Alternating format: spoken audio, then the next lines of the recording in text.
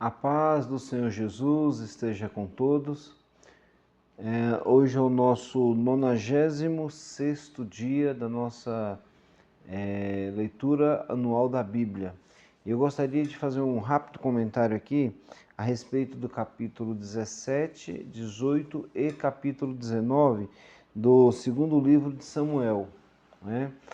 E eu gostaria de começar com uma pergunta. Você já recebeu conselhos? Sim. E esses conselhos foram bons ou foram ruins? Porque esse é o contexto de toda essa história. Davi está fugitivo, está fugindo do seu filho Absalão, que diante de uma rebeldia tomou o trono de Davi, e agora Absalão ele tem a opção de perseguir Davi e matar Davi e continuar sendo o rei de Israel. E aí ele recebe um conselho, o Absalão, que agora é rei por usurpação, né? E o conselho dele, ele tem dois conselheiros. Um dos conselheiros foi Davi, que implantou no meio dele exatamente para confundir a cabeça de Absalão, porque Davi ele sempre foi estrategista. Mas tem um que é o invejoso, que quer comandar o reinado de qualquer forma, e ele acaba sendo, chama-se Aitofel, e ele acaba sendo o conselheiro do rei também. E o rei pergunta o seguinte, o rei, no caso, o falso rei, né, Absalão, fala assim: eu devo ir perseguir o rei Davi agora, o meu pai Davi?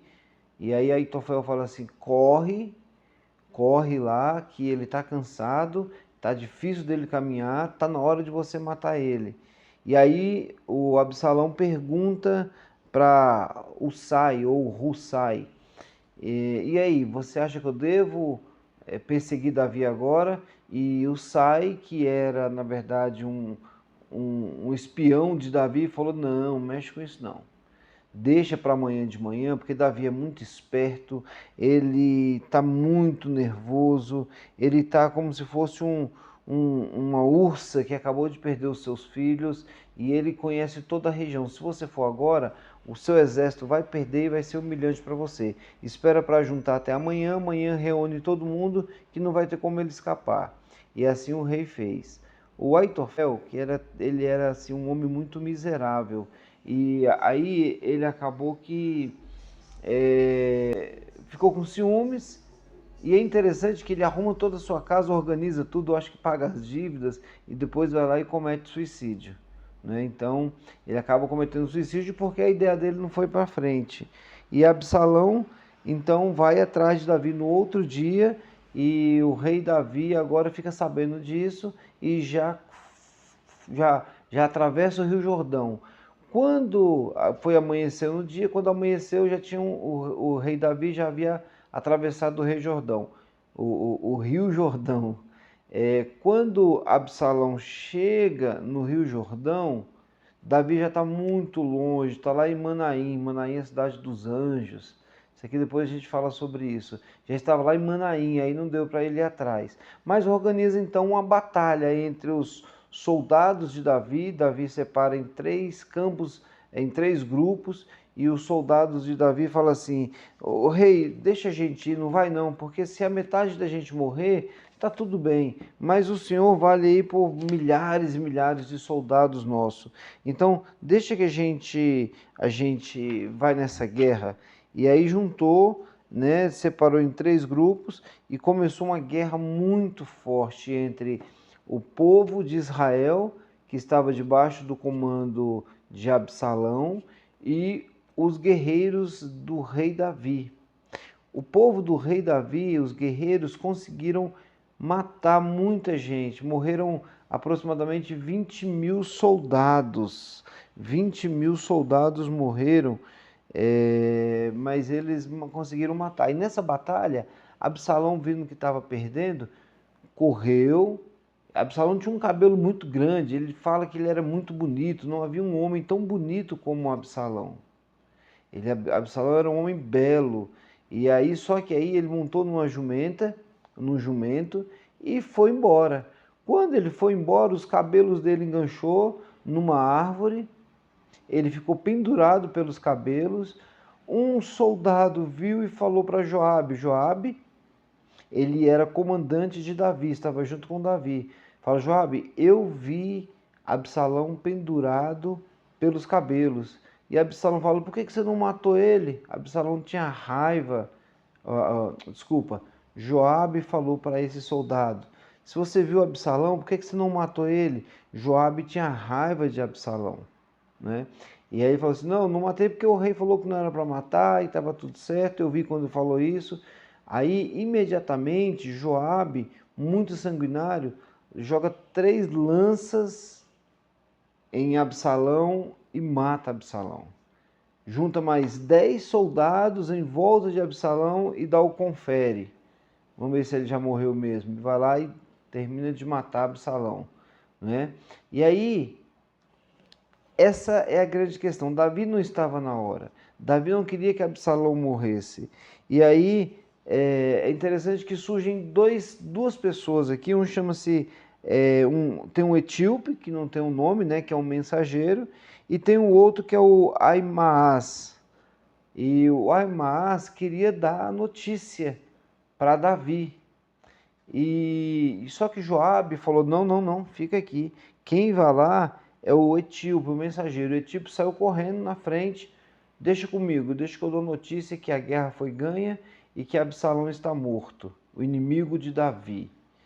E aí, só que aí, o etíope saiu na frente, o Aimaas saiu atrás, deu um tempinho, mais ou menos como uma maratona. Já viu aqueles quenianos correndo, que parece que o cara não cansa?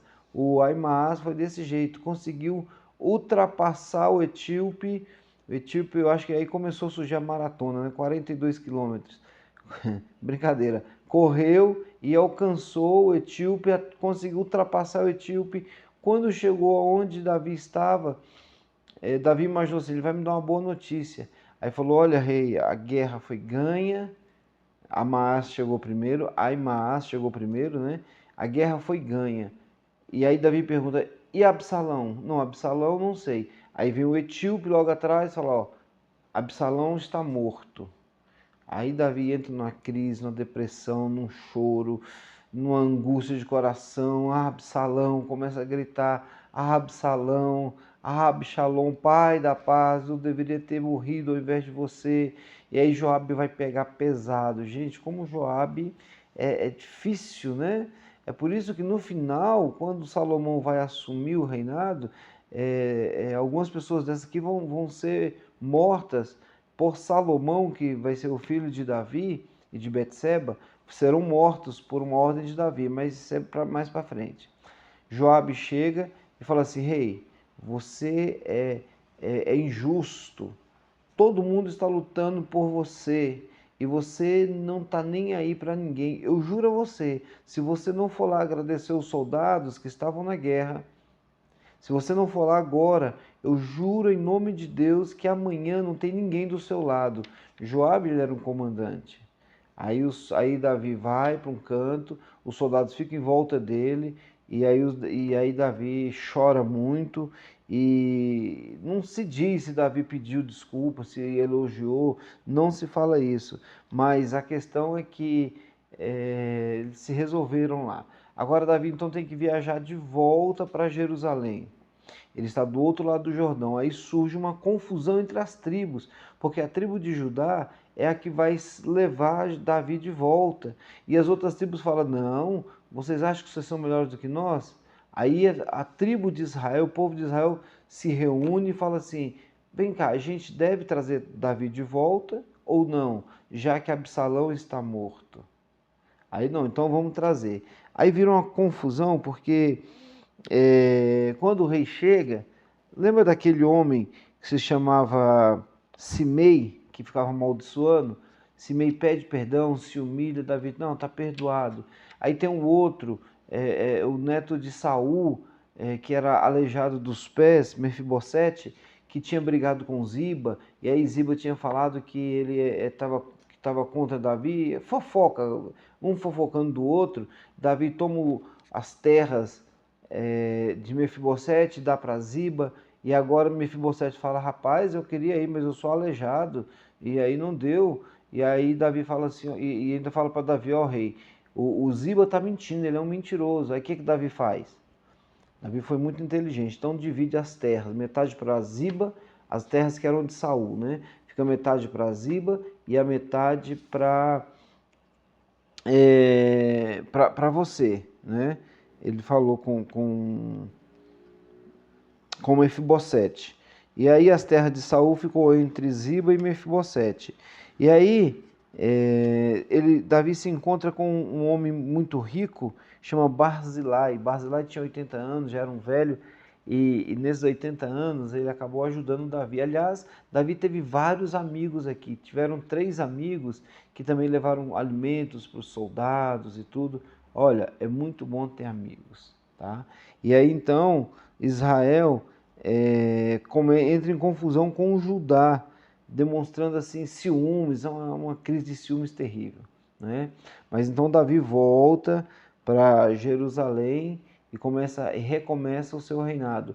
Aí nos próximos capítulos vai ter uma outra confusão, um outro rebelde de um camarada chamado Seba ou Seba, né? Que ele é de Benjamim, e ele vai se rebelar contra Davi. E esses são os nossos próximos capítulos. Que Deus abençoe. Que história tremenda essas histórias de Davi. Gente, eu estou aqui me deliciando com essas histórias e relembrando, e como é rico de mensagem essas histórias, né? Gostaria de poder falar mais, mas o tempo não permite. Que Deus te abençoe e tenha uma excelente leitura.